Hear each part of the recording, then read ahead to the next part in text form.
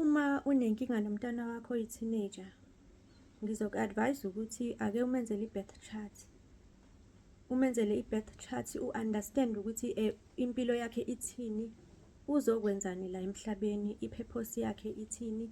You will be surprised, you will be stunned, because kune-clash ekhona between abazali ney'ngane njengamanje, especially iy'ngane zama-2000s. And lento besiyisho nje kalula nje, I mean loosely, ukuthi bayahlupha labantwana in.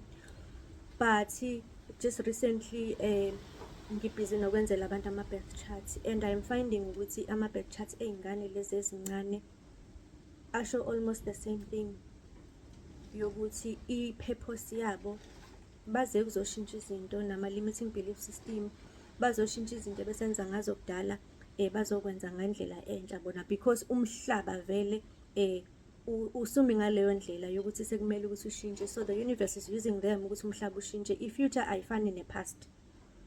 So if uney'nkinga ezithize, understand ukuthi lezo zinkinga lezo, it's because of his soul, and i-soul is something very deep.